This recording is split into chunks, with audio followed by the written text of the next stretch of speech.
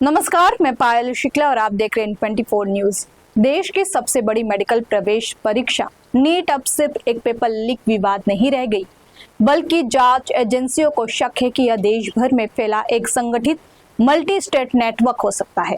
राजस्थान से लेकर हरियाणा, दिल्ली, केरल, जम्मू कश्मीर और बिहार तक फैली जांच में अब ऐसे संकेत मिल रहे हैं कि कथित पेपर लीक की पूरी चेन बेहद सुनियोजित तरीके से काम कर रही थी।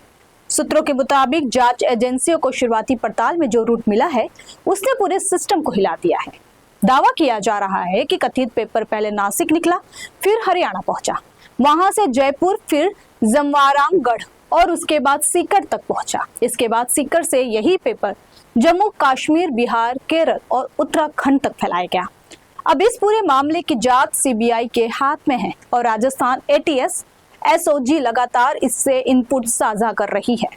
आपको बता दें कि एनटीए यानी नेशनल टेस्टिंग एजेंसी ने पेपर लीक होने के बाद नीट यूजी 2026 एग्जाम को रद्द कर दिया है। यह फैसला केंद्रीय एजेंसियों से मिली जानकारी के बाद लिया गया, जिन्होंने 3 मई को हुए एग्जाम की निष्पक्षता पर चिंता जताई थी।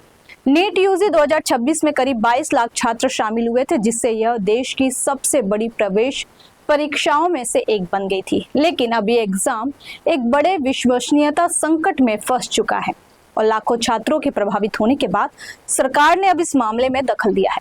सरकार ने केंद्रीय जांच ब्यूरो यानी सीबीआई से जांच करवाने का आदेश दिया है और व्यवस्था में यकीन बहाल करने के लिए दोबारा परीक्षा आयोजित करने का ऐलान किया। एनटीए के मुताबिक यह फैसला कानून लागू करने वाली एजेंसियों द्वारा शेयर की गई जानकारियों की समीक्षा करने के बाद लिया गया है। इन नतीजों से यह पता चला कि एग्जाम प्रोसेस में गड़बड़ी हो सकती है। एनटीए ने अपने ऑफिशियल स्टेटमेंट में कहा, सभी सबूतों पर विचार करने के बाद एग्जाम को जारी रखने की अनुमति नहीं दी जा सकती थी। एनटीए में पारदर्शिता और विश्वसनीयता बनाए रखने के लिए यह कदम जरूरी था। नीट एग्जाम रद्द होने के बाद कई स्टूडेंट सड़कों पर उतर आए हैं और पूछ रहे हैं कि अब उनका क्या होगा। क्या एनटीए जून में एग्जाम कराएगा? एक और हाई स्टेक एग्जाम सीयूईटी पहले से ही चल रहा है और दोनों टेस्ट देने वाले कैंडिडेट्स के बीच टकराव की संभावना है। पेपर लीक और एग्जाम रद्द होने के मामले में लोकसभा में नेता प्रतिपक्ष और कांग्रेस नेता राहुल गांधी ने सरकार पर सीधा हमला बोला। उन्होंने कहा कि नीट 2026 की परीक्षा रद्द हो गई। 22 लाख से ज्यादा छात्रों की मेहनत, त्याग और सपनों को इस भ्रष्ट भाजपाई व्यवस्था ने कुचल दिया। राहुल गांधी ने कहा, किसी पिता ने कर्ज लिया, किसी माँ ने गहने बेचे, लाखों बच्चों ने रात रात भर जगकर पढ़ाई की और बदले में मिला पेपर लीक, सरकारी लापरवाही और शिक्षा में संगठित भ्रष्टाचार। यह सिर्फ नाकामी नहीं, युवाओं के भविष्य के साथ अपराध है। हर बार पेपर माफिया बच निकलते हैं और ईमानदार छात्र सजा भुगतते हैं। उन्होंने आगे कहा कि अब लाखों छात्र फिर से वही मानसिक तनाव, आर्थिक बोझ और अनिश्चितता झेलेंगे। अगर अपनी तकदीर परिश्रम से नहीं, पैसे और पहुंच से तय होगा तो फिर शिक्षा का मतलब क्या रह जाएगा? प्रधानमंत्री का तथाकथित अमृतकाल देश के लिए विषकाल बन गया है। एनटीए द्वारा नीट यूजी परीक्षा रद्द किए जाने के बाद भारतीय राष्ट्रीय कांग्रेस ने सरकार की आलोचना की है। कांग्रेस ने सोशल मीडिया पोस्ट में कहा, नीट का पेपर लीक हो गया है, परीक्षा रद्द कर दी गई, लगभग 22 लाख छात्रों की कड़ी मेहनत बेकार चली गई। वहीं नीट पेपर लीक मामले में नासिक क्राइम ब्रांच ने राजस्थान पुलिस से मिली जानकारी के आधार पर एक शख्स को हिरासत में लिया है। यह कार्रवाई नासिक सिटी पुलिस के इंदिरा नगर थाना क्षेत्र में की गई। राजस्थान पुलिस का दावा है कि नीट का पेपर नासिक से हरियाणा होते हुए राजस्थान पहुंचा था। नीट पेपर लीक मामले में जांच एजेंसियों के मुताबिक पेपर सबसे पहले नासिक से हरियाणा पहुंचा, इसके बाद इसे हरियाणा से जयपुर, फिर जयपुर से जमवारामगढ़ और वहां से सीकर ले जाया गया।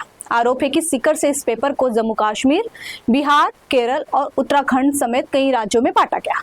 जांच एजेंसियां पूरे नेटवर्क और इसमें शामिल लोगों की भूमिका की पड़ताल कर रही है, लेकिन पूरे मामले में सबसे ज्यादा चर्चा राजस्थान के सीकर की हो रही है। जांच एजेंसियों का मानना है कि पेपर का सबसे बड़ा सर्कुलेशन यहीं से हुआ। कोटा के बाद पिछले कुछ वर्षों में सीकर तेजी से देश के बड़े कोचिंग हब के रूप में उभरा है। मेडिकल और इंजीनियरिंग परीक्षाओं की तैयारी के लिए यहाँ हजारों छात्र देश भर से आते हैं। इसी भीड़ और कोचिंग नेटवर्क के बीच कथित गेस पेपर को फैलाया गया। सूत्रों के मुताबिक छात्रों को यह कहकर पढ़ाया गया कि यही आएगा। सबसे चौंकाने वाली बात यह है कि जहां बायोलॉजी के सभी 90 और केमिस्ट्री के सभी 45 सवाल परीक्षा से पहले चुनिंदा लोगों तक पहुंचने के संकेत मिले हैं। अगर यह दावा सही साबित होता है तो यह सिर्फ गैस पेपर नहीं बल्कि सीधे पेपर लीक का मामला माना जाएगा। जांच एजेंसियों के मुताबिक कथित क्वेश्चंस पे बैंक में मौजूद बड़ी संख्या में सवाल असली परीक्षा में हुबहू पाए गए। सूत्रों का दावा है कि करीब 140 सवाल सीधे मैच हुए। नीट में हर सवाल 4 अंक का होता है, यानी लगभग 600 नंबर तक का फायदा छात्रों को मिल सकता था। यही वजह है कि अब मामला बेहद गंभीर माना जा रहा है।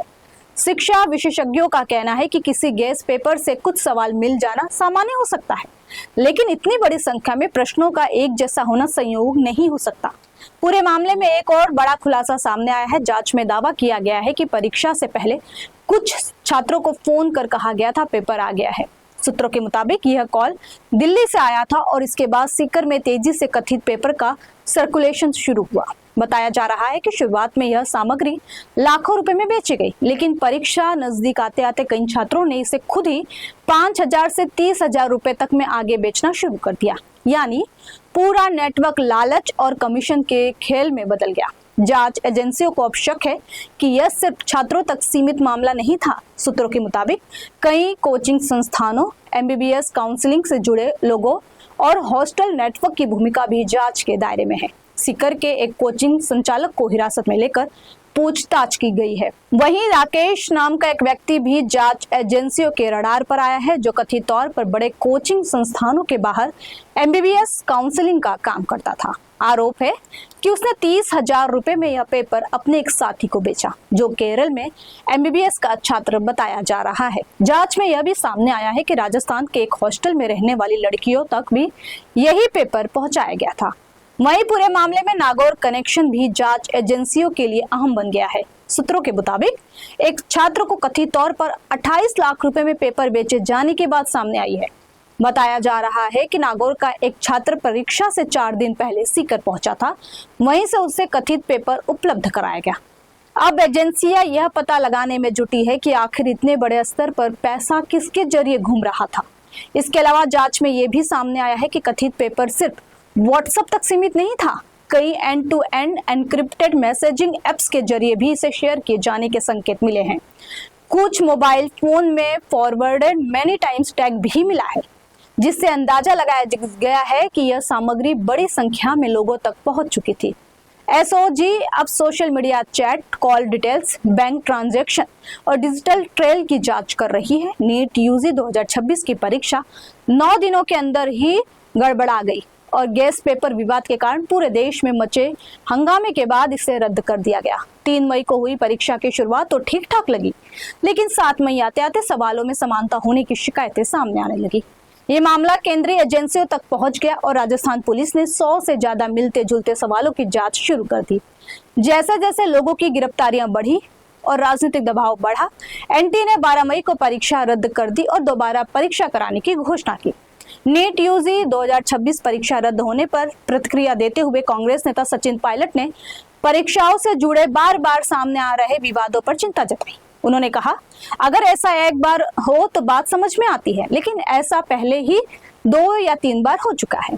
सचिन पायलट ने कहा कि लोगों का CBI पर से भरोसा धीरे धीरे कम होता जा रहा है। अगर आपकी देखरेख में कुछ हो रहा है तो NTA को उसे ठीक से संभालना चाहिए। युवा छात्र महीनों तक कड़ी मेहनत करते हैं और जब आखिरी वक्त में इस तरह की गड़बड़ियां सामने आती है तो इसका असर उनके भविष्य पर पड़ता है। नेशनल टेस्टिंग एजेंसी NTA ने 10 मई 2026 को प्रेस रिलीज के बाद एक नया बयान जारी करते हुए कहा कि नीट UG 2026 परीक्षा को रद्द कर दिया गया है और इसे दोबारा आयोजित किया जाएगा। एजेंसी के मुताबिक 8 मई 2026 को मामले को केंद्रीय एजेंसियों के पास स्वतंत्र जांच और जरूरी कार्रवाई के लिए भेजा गया था। बाद में केंद्रीय एजेंसियों और कानून लागू करने वाली एजेंसियों से मिले इनपुट और जांच रिपोर्ट की समीक्षा के बाद NTA ने केंद्र सरकार की मंजूरी से 3 मई 2026 को आयोजित नीट UG परीक्षा को रद्द करने का फैसला किया।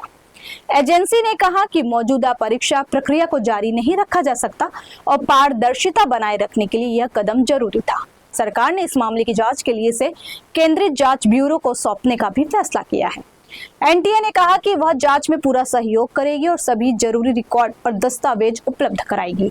एजेंसी ने माना कि परीक्षा दोबारा कराने से छात्रों और उनके परिवारों को असुविधा होगी, लेकिन परीक्षा प्रणाली में भरोसा बनाए रखने के लिए फैसला लेना जरूरी था। एनटीए ने यह भी कहा कि मई 2026 सत्र के लिए किया गया रजिस्ट्रेशन उम्मीदवारों का डेटा और चुने गए परीक्षा केंद्र दोबारा होने वाली परीक्षा में मान्य रहेंगे। छात्रों को दोबारा रजिस्ट्रेशन नहीं करना होगा और कोई एक्स्ट्रा एग्जाम फीस नहीं ली जाएगी। पहले जमा की गई फीस छात्रों को वापस की जाएगी और परीक्षा एनटीए अपने आंतरिक संसाधनों से आयोजित करेगी। दोबारा परीक्षा की तारीख और नए एडमिट कार्ड से जुड़ी जानकारी जल्द ही एजेंसी के आधिकारिक माध्यमों से जारी की जाएगी।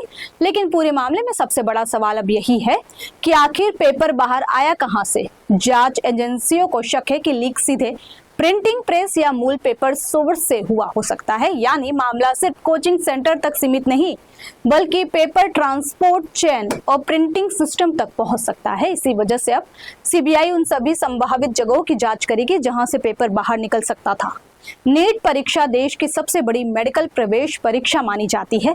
हर साल लाखों छात्र डॉक्टर बनने का सपना लेकर इसमें शामिल होते हैं। इस बार करीब 22 लाख छात्रों ने परीक्षा दी थी।